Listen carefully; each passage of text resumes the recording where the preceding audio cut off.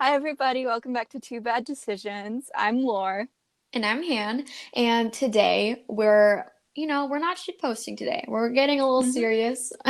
We're talking about the culture shock that we experienced when we moved from our very sheltered towns in California and Ohio to New York.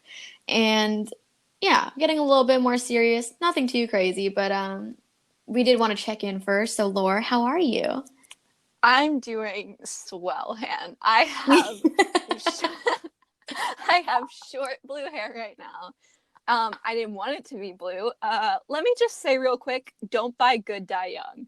I'm sorry if this starts our ad revenue that we don't have, but If we don't get future sponsors because of this. because of this one, it's on me, guys. It's my fault. But I bought purple dye, like medium purple, and it turned my hair dark blue. So I don't know what happened. And I checked the Oof. other dye box too, and it also was dark blue because I thought maybe they just put like the wrong dye in the wrong Hmm. container. No, it's blue. It says it's purple. It's not.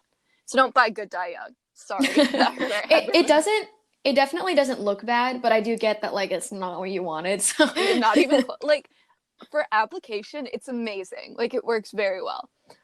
For color match, you're kind of just gonna get something and have to be okay with it. So if your goal is just to dye your hair any color, this is the right dye for you. You know what I sound like? You know when on iCarly they had that episode where they had those shoes that would like catch on fire and they were trying to they were under contract to say like something good about it. Yeah. And so Oh my God. they were like, it's perfect for like roasting hot dogs. Yeah. I also did think that someone broke into my house last night Oh because my yeah. brother wasn't home and I could hear like someone was on his bed or something. And then, like, the handle, he always plays with this handle on his dresser or nightstand or whatever. It really annoys me. And I could hear someone moving it. And my dad doesn't believe me. No one else believes me. But I swear to God, someone was in that room. So That's scary, I'm doing dude. weird right now. Very weird energy. I slept with scissors. So are you, Han? How you doing? I'm okay. I'm kind of Sorry, spacey just right swallowed now. iced coffee. It's Continue. okay. I didn't hear that, but go off. Oh. Okay, so I'm okay. I don't know. Things have been kind of funky, but I Mm-hmm. had my first ever dream. I feel like Wait, what? I'm, I'm Your so, first no, ever wait, dream? no, no. My first ever dream where I woke up crying from it. Oh, okay. It's never Aw. happened. It's like not that serious, but like it was Oh. serious in the moment. So I feel like I'm just boring, so I have to tell like interesting stories. So, like the only things that I'm doing that are interesting are like in my dream state. But anyways, I had a dream that I was at a party and this woman was giving out fish, like pet fish. Mm-hmm. And I do this thing if I don't want to be around, I take a nap, like to like pass time. Like I've done that definitely like in public where I'm like, I don't feel like being here. So I just nap. And then, so I was doing that on a table. And then I guess I wake up and this woman left me a fish and it was a tiny little fish in a ginormous tank, except I had been moved to my bed and then this tank was near my ceiling. Like the way that they fixed it up on the ceiling, but it was just so high up. And I was like, like the fish can't be up there, it might fall, so I take it Yeah. down. And at first I'm like, I can't care for this fish. Like I can't. Like there's just too much work. But then of course I fall in love with said fish. And so I Mm-hmm. take him down to my kitchen and I think my mom comes and she's like there with me in the kitchen and the fish at one point he jumps out of his tank and he like starts like flopping around all the way around like all over the floor and I'm chasing Ooh. after him. Yeah, and I'm like mom, like, and she's like what can I do, what can I do to help? And I'm like get like a cup of water because the tank was too heavy to bring over and he needs to get back in water. So she brings Mm-hmm. over like a mug and I put him in and she gave me boiling hot water. Like boiling hot water like for tea or something and killed my fish. Killed it. And she's like, it's floating because it fucking died. Oh, sorry, I swore I got mad. But like, she killed my fish, and I was so upset. I was so mad at her, and like, but I was like trying to restrain myself because she was just trying to help me, and it was like in the moment, and she gave me hot water, but didn't mean to, Right, right, and I was trying to like not get so pissed at her. And right. I started angry crying and like I was Oh, like hitting things because I was so upset. I was like the fish like didn't deserve to die and I woke up crying, like actually crying. oh. That's I was so like sad. so mad. Oh my But yeah, god. that's never I happened had to a me fish before. that fell on the floor once, but we saved it. Oh no. Yeah. I named it Bubbles. It lived for a month. Oh. Oh, I Yeah, think it I had was a really fish at one point. really. We had Actually, about 5 total. But like 4 whoa, of them lived yeah. together at once. Wow. We each got a fish, and I purposely got like the biggest one and named it Donut, which is kind of problematic. And like, like I really wanted a big. It reminded me because it was like perfectly like circular, like its belly. It was so. Wow. I love Donut, but I did change its name to Bo at one point. I don't know, but Oh, I actually don't think I had a fish. Maybe I just fabricated that. I have no idea. I have like really poor memory of my childhood. I also think I forgot to mention that I chopped off like Oh yeah, most of yeah. my It's hair. short now. It's on my floor right now. I Why haven't did you cleaned it up clean yet. it I did up? that last night. Well, it's on a Oh, okay. towel. Why am I just like, oh, okay. But it's it's just like it's like sitting She's there, just you chilling. know, Just just girly girly things things. when you keep your hair. So I dyed my hair blue, cut it off because I hated it and the bleach ruined it. And then thought someone broke into my house and just chilled in my brother's room all in one night and then slept with sisters. So I was a rough night. Wow. Okay, so before we get into our culture shock experiences, we wanted to give some background on like the environments that we grew up in. So, Laura, what was it like in your town growing up? So I live in like northeastern Ohio in a very, very small town. And like there's nothing really notable about us except for the fact that we have 2 gigantic like power plants. And like that's really it. And I like to lie to people and say like I had to take pills growing up before I went to school. We also had like What? I like to lie to strangers and be like, yeah, like since I grew up near the power plant, like we had to take pills every day. I knew someone who used to lie and say like our like stomachs would glow in the dark. Not a lot of people believe that, but some would. And we also, funnily enough, had a nuclear like explosion evacuation plan. We'd all be dead, Whoa. so I don't know why we had that. If it exploded, we'd be gone. Like our school was right next to it, which is why we had like so much money. Oh my Is God. because the power plant had to pay us. Oh, wait. What side story? One time my high school had a bomb threat. So did mine. It's Well, not funny. It's not couple. funny, but like, We had a couple, but they like didn't evacuate us for like 2 of them. oh my God, we evacuated. It was a whole thing. Yeah, we Anyways. evacuated one time, and then the rest of the times they just kind of kept us there. I don't know how they decided which states to Wow. use. Damn, we really live the same life, huh? Like, Yeah. I feel like most schools, right? They probably had like an event. Am I just crazy, or is this No, American I think public that's school? I think it's just the American public school Yeah. system. But I remember that really vividly. It was an awful plan too. They just loaded us onto buses and they put my like she was so young at the time. She was in elementary school, but she wasn't like 4th grade yet. She was probably like 2nd or 3rd. They put my little sister on like a separate bus from me and my brother, and I cried. Aw. Yeah, I remember I was with Emmanuel. We were, I mean, we still best friends, but we were like so close at the time. We were in Mhm. we were in a science class and we were evacuating, and I don't have siblings, and it was so Mhm. like cinematic. We're like watching him search for his siblings, which Yeah, maybe I'm yeah. romanticizing that, but No, same. I think so too. I went out with my friend Gabby, and she was looking for her little cousin. And well, she had 2 little cousins that also went to Perry, and she had a twin that went to Perry. Wait, I think at least one of her little cousins goes to Perry, Mhm. or did at the time at least. Because I know the older one did in high school, but I'm not sure if he always went there. Anyway, I remember we were all like, I was looking for my brother, and she was looking for her cousin. And she found her cousin first, but I remember her like crying because it was so like we were Aw. so like upset and like I this sounds so bad, but I was just kind of vibing. You would. Like, That's I so was like characteristic. sick. You like zoning out in moments of crisis. I thought someone was, broke into my house last night. I went to bed. Like I was really scared. I fell asleep with scissors, but I just went to bed. Amazing. Anyways, I cut you off. Yeah. But Perry's not very interesting. I was always very sheltered. Like, we're like, I want to say 98% white. Like, we're a very like conservative small town, which side note, I'm really excited. I see a lot of Biden signs around here. And that's like it's very encouraging. Yeah, like being from a conservative small town, very like encouraging. And I know Ohio's a swing state, but like particularly Perry is mostly conservative. So it was kind of nice to see. I grew up. I'm just trying to give everyone like a little taste of what Perry schools were like. I remember one time our principal wouldn't address the race. Is this defamation? Probably. Our principal wouldn't address the racism in the school, and it started. We're like I think we had like 2 or 3 black girls that were like tweeting, "You're not doing anything about this freshman that just called me the N-word in the hallway," and like I remember he tweeted back like, "We'll come to my office and we'll talk about it." Like.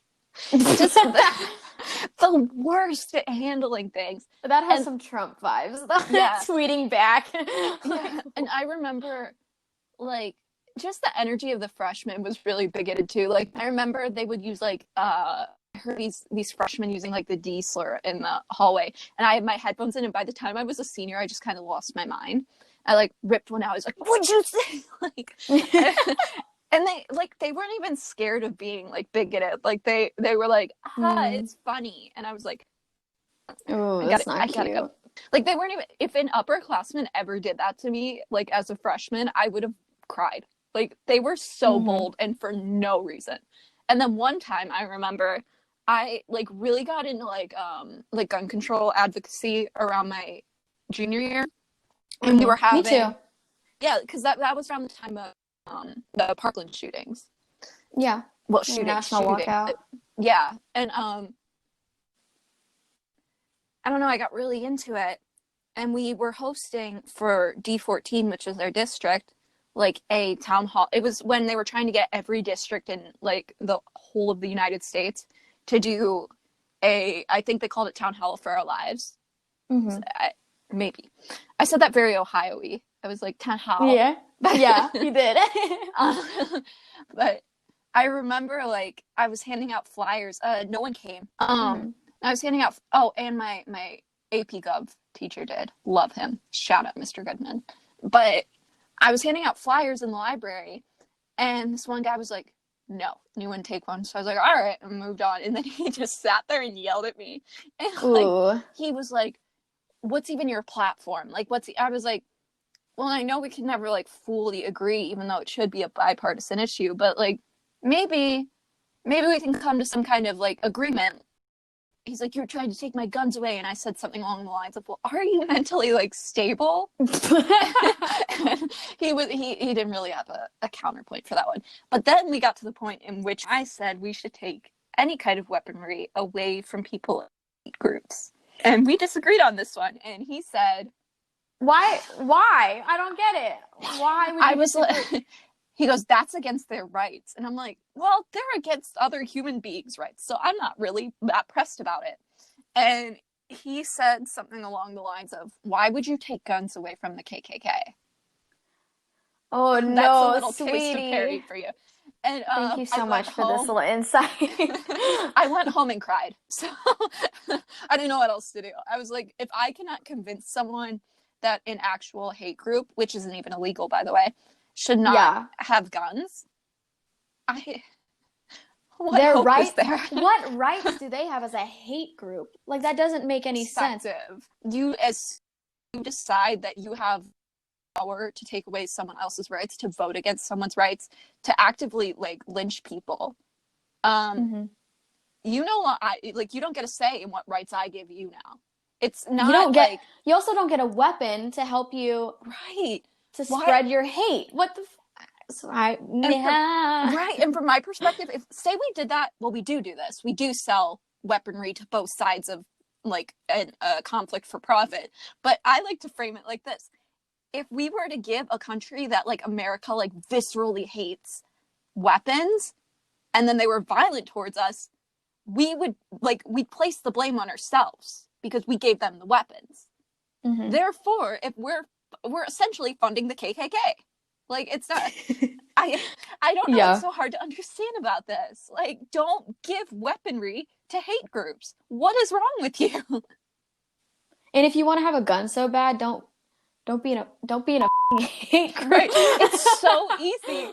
Like, if you really want a gun, well, you don't need to be in a hate group, my guy. Like, The there are fact that just he's some. so like, what about their rights? What amazes me is that people will be so pro-gun that rather they would be into giving hate groups weapons before they would take them away from just like normal people. I You know just what I feel mean? like if that's the hill you want to die on, like, I don't You know. might Like, as well get a hood, buddy. Like, I'll see him there one day. He's gonna be on the opposite side of a protest. I know it. Like, I will see believe him. it. We will make eye contact. I remember his like face because he was so angry at me, and we talked for like. I tried so hard to convince him otherwise, and I think there are just some people that want to be so like viscerally pro-gun just so they can be. Again, I said that very like Ohio-y. I was like can, but Can. can. But I've been noticing that. Han pointed out that I say A's really forward, like my You vowels do. forward. Yeah, Yeah. because Like, hey, I don't know. I yeah, I can't. say things very forward, but Yeah. it's very Ohio-y of me. Yeah, that's a little taste into what Perry was like. It was, I mean, Interesting. there were some great people there, but small pool to choose from. Kind of just made friends because you had to. Otherwise, you'd be really lonely. So Yeah. how was Dublin for you? I was really sheltered growing up. I think my friends and I, or not my, like people I know, were roughly like lower to upper middle class, and but there's like it does lean to upper middle class. So very, very, we're not like nobody's really struggling financially. There are, but those Right. are like the lowest I think is probably lower middle class. I don't think there's lower like, but anyways, so overall really privileged, and really Dublin really prides itself on being diverse. I grew up with like a really large Asian and white community. So I did I was lucky enough to like grow up with classmates who looked like me, but it's so we have that thing, like the whole like, oh, we're so diverse, and then like the idea of the progressive bubble that we live in, because we're a blue state and we're in California and there's Asian people here, we're not racist. So I love that the presence of like a minority somehow like negates all racism. Yeah, they're like, how could we be racist? But also there's a lot of anti-blackness in Asian communities. But anyways, Yeah, also I saw a couple model posts minority. about that. Anyways, but yeah, a lot of the model minority myth here. But yeah, just like as I grew older, Dublin. So basically, we have a lot of room for these like microaggressions. It's a strangely like militarized like town. We have like a military. I've like Tuck lives on a base like within our town, which is really strange. I don't know. And there's a jail. I live like 5 minutes from a jail, like the county jail. Insane to me. Yeah, but we're not. I don't think that we are. I don't know. We're not a particularly policed area. They're definitely just like cops looking for shit. They got really nothing much to do. Yeah, honestly, that's how our like school cops were. They did nothing. Yeah. I did get yelled at a couple times, but like they didn't do anything to me, I hate that. There was always a cop car pulled up right in front of the office of our school. And I'm like, don't know why you're here, but go off. How big was your class size? I'm just curious. Oh, like it was a really big school. Maybe like, I don't know, 25 to 30. For the whole grade? Oh, I thought you meant for each class. I don't know. I'm kind of out of it. No, I think my, like, it was like the lower that you go, the more people there are in a class. I think maybe like over 800. Jeez. Okay. My class I graduated with was, I think, 145. What the? But that's the reason I asked, because you said there was like one cop car outside of your like school. Yeah, we had 4. For what reason? And That's they crazy. did nothing. And like I don't mean that we were like an overly police school, because we certainly weren't. Like there Mm-hmm. was, we Me had neither. fines for things. Like we had like I think it was like a $200 fine if you were caught like vaping in the locker room, because that was an issue. There's a fine? Wow. There's a fine, but they wouldn't like arrest you or anything. Interesting. Um, Even if you were like under the age of 18, because at the time I graduated, the age was 18. Now it's 21. But Hmm. I we weren't necessarily over policed. They just had nothing else to do. Yeah. Yeah, that's literally why they were at my school. They just had nothing better to do. But Mm. anyways, Dublin, I don't know, as I got older, it got a lot more crowded, a lot more expensive. Because a lot of families moved here because it's a good public school system. And Mm-hmm. yeah, we like a lot of houses are built here to accommodate for that. So now it's really overcrowded to bring in more money. And like for example, my house, like when my parents bought it, was not worth as much as it is now. Right now, they could not afford it. Like if they were going to buy Mm-hmm. it new, like, but yeah. So like basically, like a lot of people moved here before it like became expensive, Mm-hmm. and now it just is. And now I don't know. So that means I had a lot of I don't know. My school was good. It was really except it was really competitive. It was like you're all APs or you're stupid or 4.0 you're not getting into college and like and I don't know, you have to get into an impressive school and like Mm-hmm. community college is like looked down upon, you know?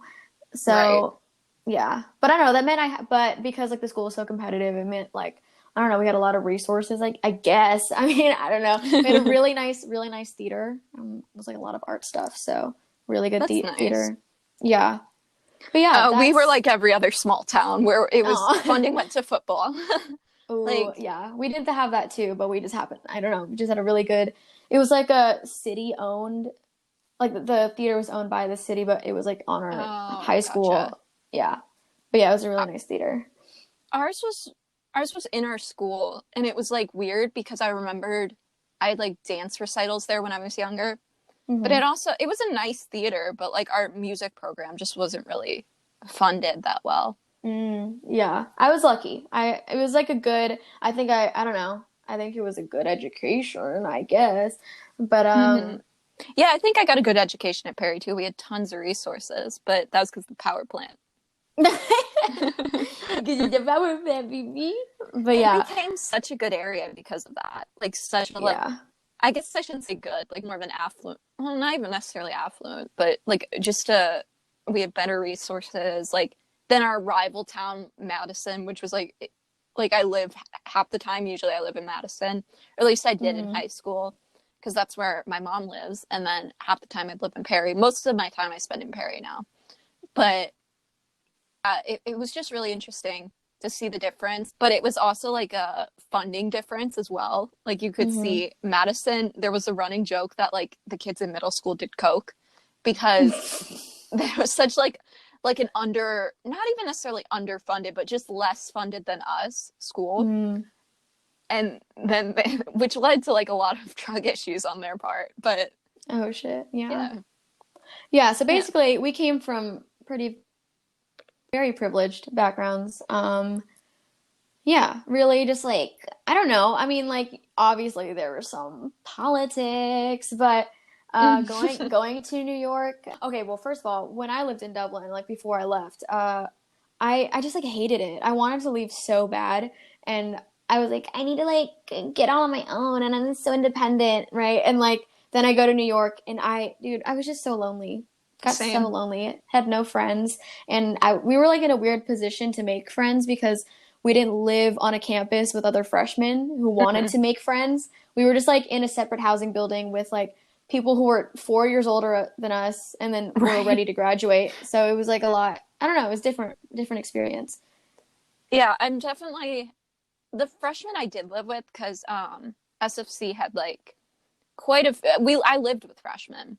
I know you Hmm. didn't, but like Oh yeah, but it was still very like it was a commuter school that I went to. Like it wasn't a ton of freshmen. And the ones that were there like already kind of lived near New York, or like they were from Pennsylvania but like closer to New York, yeah. like more on the Philadelphia side of things. Okay. Or they had experience with New York, or they were on like sports teams and were on athletic scholarships. So they already knew people there. none of them were really like itching to make new friends. They had friends there. They knew people in New York. They like, I remember my one roommate, Kay, like her boyfriend, they were sort of long distance. I think it was like a 2-hour train ride or something. Mm-hmm. Lived in New York. So she was already super comfortable. And Yeah. like, thank God she like pitied me enough to be friends with me. Because I would have never figured out anything on my own. But everyone, I don't know, I felt like everyone already knew the city and I was just very like inexperienced and lonely. And Yeah, and like the difference was like I don't know, they kind of like lost to us. New York is magical. They kind of lost that because they're used to it. And like mm-hmm. my school was like people who, I mean, of course they don't see it the same way as I do because they grew up there. I would Right. also feel weird about somebody being like, "Oh my God, Dublin." I'd be like, "What?" Like, but yeah. So like you kind of just like there's like a difference. I feel like we wanted this. Not that it's a bad thing, but we really wanted this like magical, like first time in the city experience, and like, oh my God, mm-hmm. we love New York. Um, Right. so that's like what we wanted, and like just like the people that we went to school with didn't have that, and that's fine. But Mm-hmm. that it just like made it harder to like have this like coming of age experience that I think we both Right. wanted going in. Yeah, I have to, I feel like we got so lucky though. And Oh like, yeah. for New York's still magical to me and it's always going to be that way. I feel like even though I've seen some like weird things that I'm like, okay, maybe it's not super magical, but like still walking through Manhattan at night is always going to be something that's Me like, too. I mean, yes, I'm clutching my pepper spray, but it's like Me too. Oh my God. Yeah. it's still so like magical and I don't think I'll ever really lose that just because I didn't grow up there. Like, Me too. and this was like what you were talking about. I think our third podcast, we're coming back to, Dublin or Perry now seems so like it seems so much prettier. Oh yeah. And like, I don't know, I think it kind of helped us like romanticize our lives. And, I feel really cool that I moved to New York when I was 17, even though I was Oh turning yeah. Me 18. too. But Yeah. it feels cool. And like, yeah, I wasn't fully independent, obviously. I'm still not, but I'm 18 still. Like, maybe I can cut myself some slack, but I don't know. It felt really cool. But I mean, we also recognize that we're from like places of privilege to be able to do that, at least financially. Oh Like, yeah. not everyone can just pick up and move to New York. That's what I don't really like about like rags to riches stories. And while it's possible, you have to like catch a really lucky streak. For Most sure. people live like are born and die within their class. Like they don't. If Yeah. anything, they go down a couple levels. So, so when people are like, I love listening to stories where it's like this like struggling actor who came to New York and like were living like in like shitty conditions and whatever, and then they like got their dream role. Like that's so like It's not, inspiring and whatever, but it's not realistic at all. yeah, it doesn't happen to a lot of people. Mm-hmm. Yeah, I felt I definitely experienced I noticed a lot more of the class difference when I moved over. Just because Mm-hmm. where I grew up, I feel like we're more prone to feeling bad for ourselves, but we forget that we're extremely privileged. It's only Right. just because like then I'm like, well, we're not rich, and like no, we're not rich, but we're Mm-hmm. incredibly privileged. I went to Right.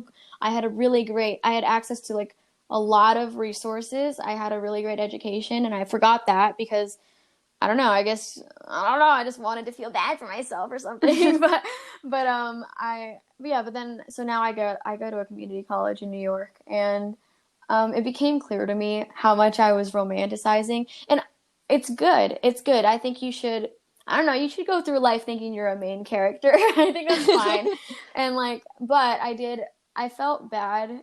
I felt bad about my position because I was paying out of state tuition to go to a community college just because I Right. wanted to be in New York. And a lot of the people that I was going to school with, like they're there on scholarships or like that's their only option. Mm-hmm. Like that's just like where financially they can afford, etc. Right. And so I felt weird coming in with this like I'm gonna like live it up in New York. I'm gonna do all this and I think that's kind of that's a lot of the mindset of other people from my town who went to those kinds of cities, like, or that's kind of, I mean, that's the mindset of like NYU kids who show up there, Yeah. not Oh my just God. NYU, but like No, I those know kinds of exactly what schools you mean. where they're like, And oh that's my what God, we're living it up in New York. right. And that's why I'm like I'm very nervous for NYU because the like thing I really liked about like SFC is a lot of people were down to earth. Like this was like a commuter school. If I didn't dorm there, it would have been $6,000 a year. It would have been very doable. I probably wouldn't have even had to take out loans if I like moved out into an apartment. And I chose NYU. Like I know the decision I made. I know it's not like financially acceptable. And like I always put myself in like a position where I'm like, oh my God, like they're so far ahead of me. They have all these like opportunities and like connections, and some of them don't have to worry about loans and being in debt for the rest of their life. And you know, they don't have to think about it in the mind, like the frame I do, where I'm like, you know, in 2 years I can be out if I take max credits every single semester in intersession. Exactly. Yeah. But at the same time, a lot of people, very talented people, I was seeing people having to turn down like the Tisch school. Like NYU Tisch. Yeah, NYU Tisch. And like I don't know, it's just kind of heartbreaking to see people who could have really like good access to resources, who are super talented and won't, because they didn't get the financial aid they needed. And that's not to say like to shit on the school I got into. Like I'm very, you know, excited to be there. I'm very like grateful. I'm super grateful to like my professors who helped me and the like people who gave me advice. But I feel like wrong about it almost. You know what I mean? Interesting. Which I feel like is a lot of just like, you know, when people talk about like white guilt and they're like, oh my God. But I'm like, I'm nervous that it's that. But at the same time, it's like, well, I don't even know how to explain it. I think there's a level of like, I think it could feel like you're kind of copping out a little bit. And I don't think there's any shame about that, because that was your dream school. That's totally cool. I do think that it's like, I mean, it's good to acknowledge that people go there and that's their dream school because you're paying for a name, you know? And there's a level of copping out when you I want to go to a school like that. You know what I mean? I want to have a big name attached to mine, so that like, I don't know, so I can feel good about myself. So I mean, yeah. I always wonder if that's why I did it. You know what I mean? Because it's like one of those things where, you know, when people are like, when you criticize capitalism and they're like, but you have an iPhone. I'm like, oh, haha, I like also live in the society that I'm criticizing. Like, that's not, like, yes, you got me. I also live in society and simultaneously criticize it. And I think that's something you can do. Like, you can be part of something and still criticize it, but that doesn't mean you're removed from the privilege it gives you and the resources it gives you. It's like, okay, so this is my best example. I have like family members who consider themselves anti-racist, but then get upset when people talk about like, you still have white privilege regardless. Oh, yes, no. You can't, like, as much as I criticize like racism or am anti-racist, that doesn't mean I'm removed from that. Like, and I feel that's kind of a shitty example to use like something large scale to something like NYU. I think it's fine. I think it's just, there are people who won't acknowledge that and don't want to admit that they just like the big name. And then also I think that's also why people like me, that's why I feel salty sometimes, because sometimes people that go to those schools have this attitude like they're better, you know? Right. But like, are you that good if you go to NYU Tisch? Because Cameron Dallas is in Mean Girls. So honestly, school means, my dad was talking to me about this, or was it? It was someone. I think it was my dad. Where at the end of the day, your connections mean more than anything, but that doesn't mean that he didn't say this part, but he was talking about like how networking means more than anything.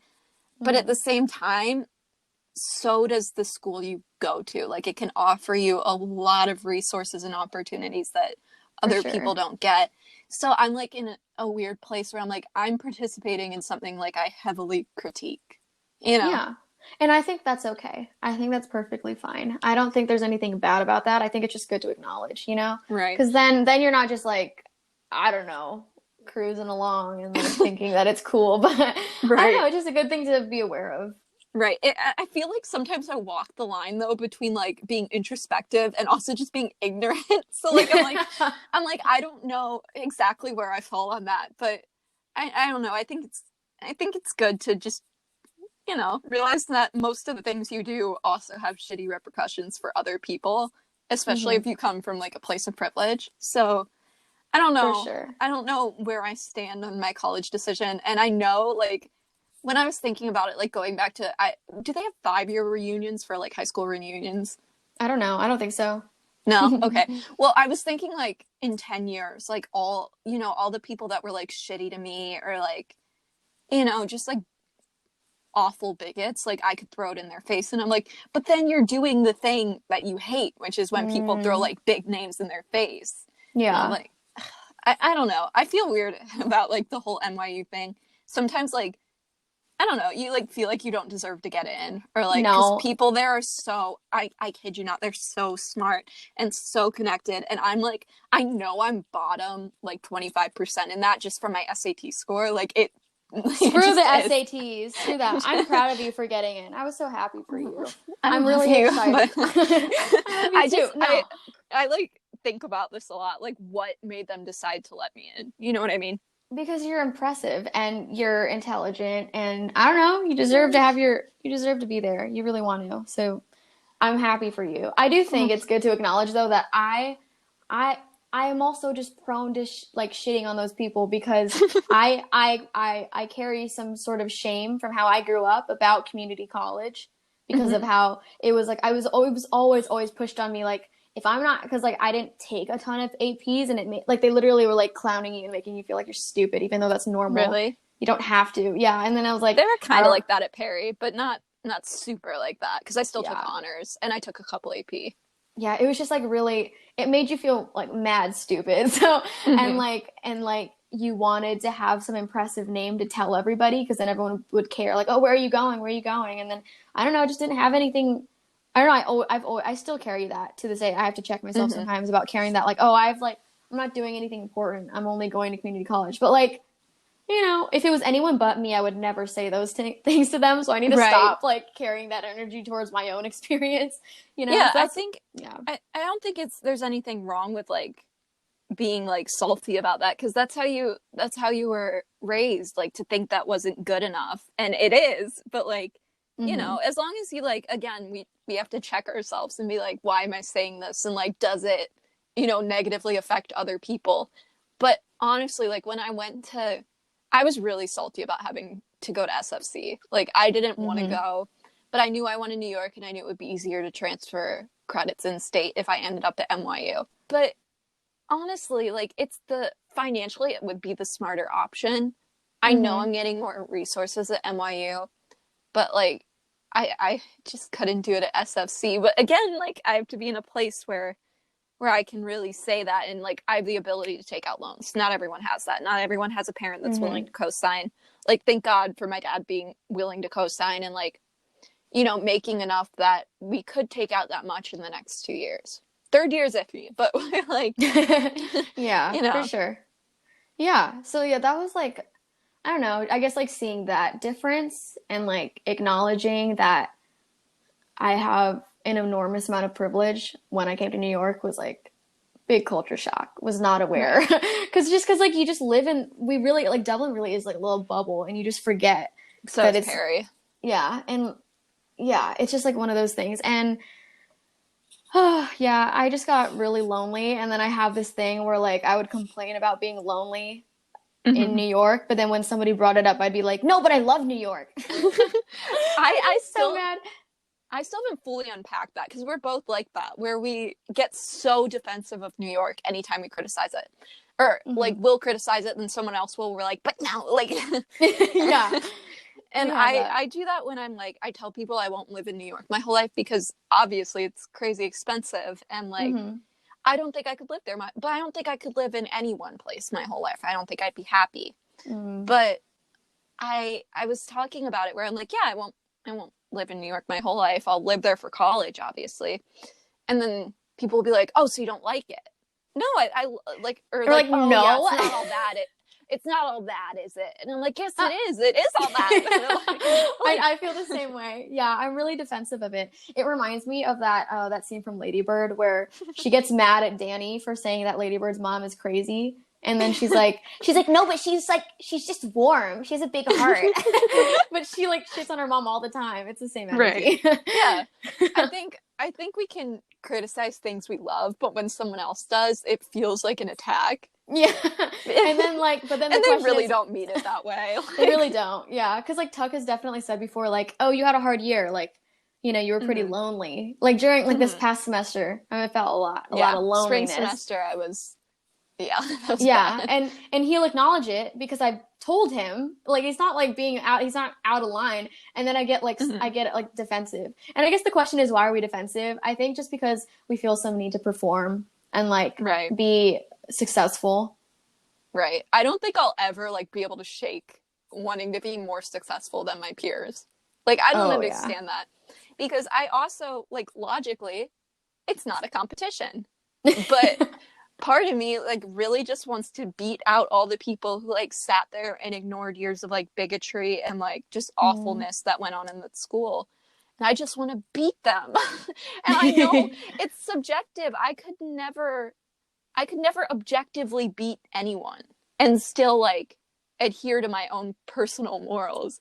And yet I want it so bad. Like I want to rub it in their faces. I think that's human. I think it's really natural of us to be feeling that. It also, I think that for me got worse because of like the whole like New York has such a vibe of like rise and grind, like hustle, like side hustle, like it's like so intense. You have to be doing a million things at once and be so successful at every single thing that you're doing, or else you're like a failure. Like it feels like that. Right. And like I was definitely, both of us were definitely successful academically. By the way, Han got a 4.0 last semester. Go period. You did that. But really proud of you. I almost did and then messed up on one of my finals, but that's okay because online school is not for me. That's okay. We did a great job. We did a great job. We still did good. I'm still proud of myself. And like in my head, I tell people all the time that getting a 4.0 doesn't matter. And then when I didn't get one, I was like, and like, what? It doesn't matter. You're still good. But like, I'm still so proud of you. You worked so hard for that. And like, thank you. But dude, for me in my town, if I were to brag about getting a 4.0, no one would care. Because it's like, that should be the norm. It should be like, well, aren't you already getting that? But like in high school, I almost failed. I almost failed out of high school. It was not good. What's wild to me is there were I literally just didn't do any of the work that my teachers wanted me to do. Not one ounce of it. And I graduated honors, NHS, and magna cum laude. Oh my God. Because I was so good at bullshitting. Oh my God. No, I just like wasn't that, was not that good. Just like wasn't impressive. Really bad at making things up. Really good at it. I think I said bad the first time, but okay. I was really good at making things up. Yeah, I don't know. There's like there's like the one side of New York hustle culture where you're like burnt out every weekend. Like on the weekends, I like didn't want to do anything because I was so tired, right, from grinding all week. but then there's also, I don't know, there's also like the positive where like I felt mad productive. Like, you know, when like you walk through New York when you have like somewhere to go, like you just feel so cool. You're like, I have to go somewhere, and you're like walking fast. Right. I love that. But also the worst part of like, you know, like having lazy time in New York or having like a depression pit is that one, you're walking around like in nasty clothes while everyone else is very, very like well dressed. And then also you feel so awful about yourself because you weren't productive enough. And I didn't have a side hustle. That's what really like got me. Yeah, me neither. I was like, shit, I'm not working 5 jobs. I meant to. And then I was so overwhelmed between like first semester I felt so full. Like my academic schedule and like the intensity of Mariel's planning. like we did so much first semester and I'm so grateful for it. But like I felt so guilty about not developing a side hustle. Yeah, and it's like crazy how like, so I was trying to explain to my mom the other day that So I went out to get Starbucks in the morning, and I walked out in like my pajamas, and I got in my Mhm. car and I went through the drive-through, and I was like, you would never do that in New York. I was wearing Right. like a big t-shirt and like little shorts. But Hmm. you would literally feel naked if you walked out like that in New York. I Right. would I did never. that once and wanted to die. Yeah, and my mom was saying how like, well, that's just like a city thing because you go on like public transportation, you're just like in public. That's why you feel like that. I was like, no, but you Mhm. don't get it. Like if you don't look like dressed up, you look like I don't know. I feel like I look like a loser or like Right. I'm not like doing enough or something. Right. And I was like, while I did do a lot first semester and had a lot of fun with you guys, I also would like get severely depressed at different points. And like that, I would just like around like, our friend group specifically, it was like no makeup, like sweatpants, like big shirt. Mm-hmm. And then we'd go like grocery shopping or something. I'm like, I feel like the worst person in here Yeah. It's because like everyone's wearing crazy. something nice still. You have to be wearing like at least jeans or else you're Yeah. underdressed.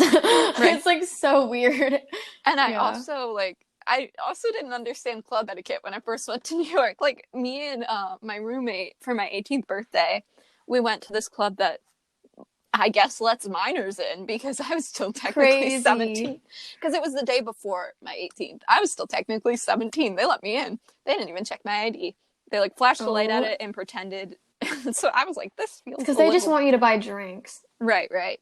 And like they were underfunded clubs will let anyone in. I've learned that. But I showed up in a dress, like, and so did my roommate, and everyone else was wearing like tight jeans and a crop top. And I was like, there were a bunch of Oh, sorority girls what? doing that. And I was like, So I weird. I came over prepared. But then there was one time we went to that we ended up getting kicked out of it. This rooftop like party. And then they ID'd us and we got kicked out. But Uh. it was like a Halloween thing and we came in costume. No. Was nobody in costume? Well, they were like they put like a headband on or something, and it was all like 25-year-olds, like because it can get really dicey. You never really there's this one like sort of website we would use called like I don't want to say it, but um Yeah. and like you never really knew what you were gonna get, and some of them said 18 plus, but then they like card you at the door, and then some of them would say 21 and they'd let you in anyway. It was really dicey. But Hmm. I remember that like which I just never knew how to dress, and New York is so specific, and if you're not like in the know, you don't. Yeah. It's obvious. It's like Yeah, it's so so obvious. obvious. We stuck out like sore thumbs. Like it was Oh. awful. But one story I wanted to tell, like that was like my biggest culture shock, just because we're like nearing the end, was Hmm. this one's really sad. So like I don't know, prepare yourself. Okay. But Well, buckle up. Yeah. and also like I feel like I don't really know necessarily what to call this, but I feel like I need to include a trigger warning because it was kind of like there's blood involved. We weren't really sure Hmm. what it was from, but there was blood involved, and like I don't know, maybe if you're a little like squeamish, don't listen to this. But this was before I even turned 18 because it was Hmm. right before, I remember. And Mariel literally just told me last week where we were, and I still can't remember where we were coming back from. Um, but there was like we were back on the train, and it was like one of the last stops. I think there were two stops after the one we were supposed to get off at. And there was this we got on and there was like luggage scattered. Like stuff, I think a necklace, maybe. I can't remember exactly what was on the ground. And it was kind of weird. And like, we were like, okay, it's New York. It's a little like off putting sometimes. But Yeah. we were with a group. I remember you weren't there, but it was Hannah, Mariel, what did we call her? Melanie? I think Melanie. Melanie? Yeah. Yeah, yeah, Melanie, Melanie. Yeah. Melanie, good old Melanie. And I think there was another guy or maybe two. I can't remember exactly who was with us. Oh, Mariel's friend came as well. PJ. PJ. And I didn't know if I was allowed to say his name, but like honestly, he's never listening to us. Hi. But Yeah. like, I remember we got on and there was this woman in the corner, her luggage scattered, and like not that a homeless person has to look one way, but to me Hmm. she didn't. Like, Hmm. and her luggage I recognized the stickers on them because I had seen them on Redbubble. And like Mm. I was like, I don't know. I think if I were homeless, like I wouldn't waste, and they looked relatively new. Like I wouldn't Yeah. really waste money on like Redbubble stickers. So Yeah. we saw her in the corner, and there were like two grown ass men on that train doing absolutely nothing, which bothered me. Like that's the part of New That's York not. culture that bothers me. And people love to tell Mm-hmm. me like, "Oh, you'll get desensitized one day," and I'm like, I sure I hope hope I not. never I hope do. I never Yeah. get desensitized to stuff like that. It's it's really horrible. There's a Yeah, lot of just like you ignore it right, and you just keep your head down. right. And there's some things I agree with on that. Like if someone's really bothering you, just keep your head down. Like there's Like the man playing a drum on the train and it's like in your face, then you don't have to look yeah, at him. But just keep your head down. But like what really bothered me was this woman was clearly there was blood on the seat. And we were like, "Oh my god, did she get mugged?" Like no clue what had happened. And like we I didn't go up to her. I don't think anyone but I know PJ did because he worked in the emergency room, right? Am I crazy? yeah. Did I make that Yeah, up? yeah, yeah. Okay. No, you're right. I remember him saying something about a hospital though. And Mm-hmm. he like went up, he knew what to do and everything. But this is what freaks me out to this day. So there's like a last stop call, and afterwards I think the train goes to Chelsea, if I'm not wrong. Somewhere in Okay. Chelsea. I don't know if I made that up, but that's that's like what I remember. And if you'll get off, that's where you're going.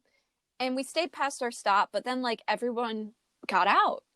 And I didn't know everyone got out because like, PJ had been checking her. I think Hannah went up and like slid her luggage towards her. He's trying to see if she was responsive. And Mm-hmm. I was too busy just like staring at her because I was like obviously very shocked. And Yeah. I look back and the doors are closing and everyone's gotten off but me. Oh And my no. phone's at 2%. And that was when my phone would die every time I opened maps. So like I Mm-hmm. pound on the doors real quick and they open. But right before, like, she looked up and her, like, eyes rolled to the back of her head. And that freaked me out. Wow. And I got off and, like, I was so just incredibly anxious because I'd never seen something like that. And I was like, what's going to happen to her? Like, if the police come, she's, like, obviously a woman of color alone at night. And, like, statistically, she's more susceptible to, like, something bad happening to her. Mm-hmm. And, I don't know, my heart just kind of broke. And I didn't know what to do. We ended up pressing the emergency button on, well, not the emergency button. There's the Yeah, like the emergency button and call. like the other one. And we didn't press the emergency one because like we didn't know what it would do. And like, obviously like we didn't really think to call the cops because I don't know, that could potentially put her in a more dangerous situation. Mm-hmm. Because I don't know if we really like explored the whole like cop training thing at that point, but I mean, they're not necessarily trained to deal with situations like that. Yeah. But I remember like I wasn't really listening to anything anyone was saying because I was so freaked out. And then Mariel looked at me and she was like, "Are you okay?" And I just started crying. Oh. And like, that's when I realized I really liked Mariel and Hannah and PJ because they were just like so sweet and like, they understood that I was obviously upset because I Yeah. didn't really know how to feel about anything. And Melanie just goes, "Well, if you guys weren't here, I wouldn't have done anything." And I was like, first I was like, I gave her the benefit of the doubt. I was like, well, maybe out of fear. Like she was just scared to approach Yeah, someone she's alone. just nervous. Yeah. But then we learned more about her down the line, and I realized that statement was more like, yeah, because I didn't care. But Yeah. yeah, That's just her energy through life for some reason. Yeah, don't And like that her. is why we repeatedly state that we dislike her. Right. Hope that clears things up if you Right. were wondering. That wasn't the only thing that she said that really upset us, but that was probably the first time I realized I really didn't like her. But I just remember being that was like my biggest culture shock. And I called my mom after that, like the next morning, and just cried my eyes out. And like, we got into the like conspiracy theory kind of thing, which isn't like uncommon, but I was like, what if she was, what if she was drugged? Like, we don't know why she was bleeding. I'm like, what if someone hurt her? Like, and I tried looking up the case later on, and like, you can't really find anything specific things like that happen. Like when Megan searched "woman found on train," a million things came up. Um, and I Yeah. couldn't really. I still to this day I don't know what happened to her, and that like freaked me out. But that was probably, I think, my biggest culture shock was realizing people will ignore you if you need help. And while that does happen in Perry, not like that. It happens like every single day. Like that first of all, that's incredibly traumatic. I hope that she's okay. Me too. That's really scary to see. I think we also see that like that level of just like keep moving like every single day, like on the Mm-hmm. train, like, or I don't know, like I walk by the same homeless man every single time I go to school, Mm-hmm. and or like there's a lot of not men, there's a lot of homeless people who will ask for money on the trains, and it's Mm-hmm. just silent on the train. Like nobody Right. looks up, nobody does anything. And like you always hear that thing like, oh, they're just gonna buy drugs, they're just gonna buy alcohol, they're scamming you, they're blah blah blah blah blah. Right. And it's like it's just kind of scary knowing that that's something that I'm sure I don't know if you grew up in New York. Like if you were to grow up in New York, probably just heard that your whole life. And Mm-hmm. I don't know, it's just a little bit of a scary mindset to foster. Right. It's also like made me realize, like I had that mindset about homeless people before that because you don't really Mm-hmm. see many in Perry. And like the interactions I did have with homeless people in Perry, like one time someone was sitting outside of Walmart and we were like, we can get you some food, like McDonald's right over there. And they got so pissed at us. And That like, happened to me too. I was like, I've had that okay, exact same thing. have a nice day. Like, and I was like, Yeah. I also understand like the anger while they weren't like being very nice to us. That anger might come from people assuming that you want drugs, you know? Mm-hmm. And like, whether that was true or not, I'll never know. But it's made me more lenient towards like homeless people where I like, no, when I'm in college, like I do not have money to give. I like, you know what I mean? Mm-hmm. And like sometimes like obviously change, but like usually just have your card on you. And like it feels really shitty to give someone like a quarter. So I Yeah. I understand that a little, but when we were at the protest in Cleveland, like this like homeless man like wandered up to us and like you just kind of give what prices of things are. Like he asked me for like 15 and I was like, they're like he wanted Subway and I was like the sandwiches there are like $7, so I gave him 7. And like we gave him like food and shit like that. But like I think it's the difference between like being a shitty person and then just letting yourself be scammed. Like Mm-hmm. For yeah, sure. know your boundaries, know what you can give, know what maybe general prices of things, if you have the money to spare. Mm-hmm. Some people aren't going to spend it on drugs. Probably most won't spend it on drugs. They do need to eat. Yeah. I also feel like a fear just being a girl Oh and yeah, I'm being also terrified of. there's a big thing about being a woman in any city, but in New York, Mhm. don't you just can't be too kind because you don't know who is going to notice you or take advantage of you or follow you or do anything sketchy. Right. So I live in that fear every single day in New York. I'm so Same. scared all the time. It's Yeah. honestly, I think it's a person by person judgment. Like I don't know why I've chosen to like give money to certain people and not others. And sometimes Mm-hmm. it depends on like if I have anything. Usually I'm more trusting to like a homeless woman than a homeless man. Yeah. But I don't know, like I do want them to be safe and healthy and like everything, but sometimes it's very scary to give like money to someone or attention to someone, especially a man if you don't know if they're going to follow you or It's I don't know. yeah. It's a little different in Cleveland because I feel safer. That's my home. Like Ohio's, Mm-hmm.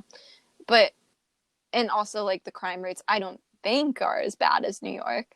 But Probably not. Yeah. yeah, like it's a little scarier in New York to like interact with anyone, even if they're not homeless. But yeah, that was Yeah. like the big culture shock for me Mm. was the I did subway want incident. This is really long. This episode's really long. I do want to touch on like the whole like being a girl thing. You know how like you keep that like bitch face up all the time, Yeah. or like guard up when you're walking and you like walk really fast, get to where you're going. And like I remember like the first time that I like registered that as a like somebody growing up in New York always knew that. Mm-hmm. And that's so strange to me. The first time I realized that was I took an acting class my first semester, and one of the first things she said was it was something about how like acting being an actor in a place like New York is different because you learn to not show any emotion and to not, to not, I don't know, to like not be vulnerable just because of like for your own safety, etc. But it's like, it's different because like then you walk into this acting class and you have to unlearn those things. And I thought that was so strange because I didn't particularly feel unsafe walking in Dublin, like not the same way in New York. So it was so weird to think that there are people who have to like take that guard down, because for me it was never up that much that I have to like actively remove it so I can act properly and like really show my emotions. But yeah, that was always weird to me. That was the first time I realized something like that. Yeah, we're definitely going to New York and just talking to people in my classes. I feel like this sounds really mean, but I feel like because we're like introduced to vulnerability, like in smaller towns or like more sheltered towns, I guess, because yours wasn't small compared to mine, but like still, Dublin's not like San Francisco, For sure, yeah. But I don't know. I feel like it's easier to be vulnerable. It's easier to ask for help, and like almost, I feel like it kind of helps with like emotional intelligence, where you like. I think so too. Yeah. It's hard to do, and it's hard to unlearn, I imagine, if you live in a big city, because you have to protect yourself above anything. But yeah, it's crazy. Yeah, I don't know. It's so weird. I feel like we made New York sound so like unsafe, and like it is. I don't know. There's no way to like sugarcoat that, but right. I do think it's definitely unsafe sometimes, but it's wild to me the things that like I've experienced that not necessarily I'm going to say on this podcast. Sorry, Mom, if you're listening, but like where I've turned out safe, and it's likely like just pure luck, like absolutely luck, and having friends that like care about you enough to watch out for you. For sure. So I think that's a big thing. Like, I'm not the best. Like, I'm definitely a hypocrite when I say don't go places alone, because beforehand came up, like, and it was the beginning of spring semester. I think it was about a week and a half that you weren't up, and I was just very alone. I went to Manhattan like pretty much every night and just walked around. Sometimes I saw shows. Like, I was just so lonely, and me and my roommate weren't like, we had very different interests. Like, it just was never gonna work. We like bonded over some things, but not really. But like, I don't know. I think it's best just to have friends that really care about you and your well-being. Like, when I went to like for my 18th birthday, like Melanie did not give a shit if I lived or died. Like, and so now knowing that, I would never go to like a club or anywhere with her, really. Yeah. You have to like look out for people, especially girls, Even if it's not, what's wild to me is like, even if it's not someone I know, like I look out for them because I know it could easily be me. And it's weird to me that a lot of New York people don't have that mentality because it's potentially dangerous for them as well. Exactly. But maybe it's a like smaller town thing. Small town mentality, baby. Small town mentality. Yeah. Do you have any last thoughts on our culture shock? Not really. I think we kind of summed it up pretty nicely. Like, you have a lot of contradictory. Is that the word? Yeah. Contradicting. I don't know. You have a lot of different, let's say, feelings about how to act in New York. And, sometimes you put your walls up and you're a little too bitchy when someone is being like vulnerable to you because you're just super scared. And sometimes you're too vulnerable when you shouldn't be. And I don't know. I don't think I'll ever get it right, but that doesn't mean I don't love New York. I love New York so much. It's my favorite place. There's just like a difference in the air, dude. I don't know how to like, like when you drive in from like the airport, or like when you drive in on like in a car, like you just get so excited seeing all the lights and stuff. Right. My favorite part of that is like I almost always take the Greyhound unless I need to bring stuff up, and then one of my parents will drive me, or if I need to bring stuff back. But I'll cry always in the beginning, and then like by the time I'm there, I'm just like, the city, I'm enamored with it. I will always love that city. Me too. But I don't think I'll live there my whole life. Me neither. Yeah. I think, I don't know. There's a time and place. And I think right now it's like, we're definitely like in the space to be, like, we're in the place in our lives to be in New York. And I think it's perfect timing. Wow. So I think that wraps things up. So This was a particularly long one. oh yeah, really long. We had some bumpiness at the beginning, but I think we have ironed her out, I think. Well, that was a very like intense look into our feelings about New York and feelings about a lot of things. I hope everyone's like not super overwhelmed by all the information we just gave you. Yeah. Like I feel like very like icky vulnerable right now. But like I don't know. Anyone looking to maybe move, this is kind of what we presented you with. Maybe you'll feel the same way. Please let us know if you do, or maybe we're just like a little off our rockers. But again, I still feel defensive. I still feel like the need to be like, well, just because we said it's dangerous doesn't mean you shouldn't come here. Like it's still a great city. I still feel like that. I feel like the need to. But yeah, we love New York. Greatest city in the world, bitch. But yeah, so let's plug our Instagram at Two Bad Decisions Pod and our resource list. Yes. I'm gonna add some new like what I consider like undersigned petitions for this one at least. Maybe for the 4th episode. You guys will see it though.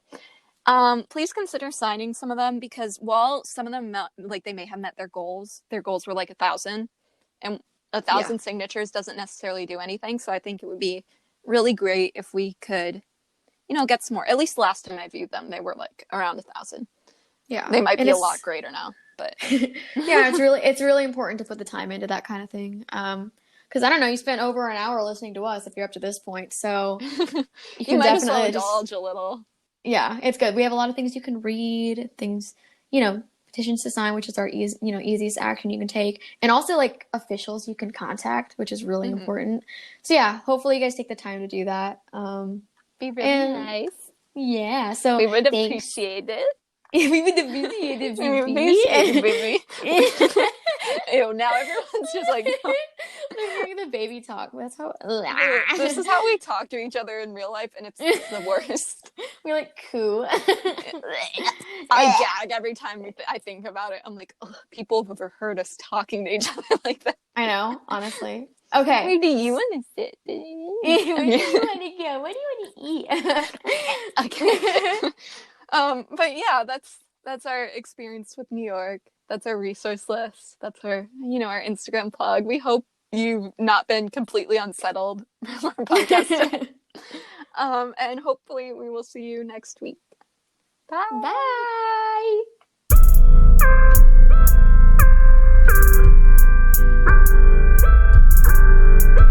Bye.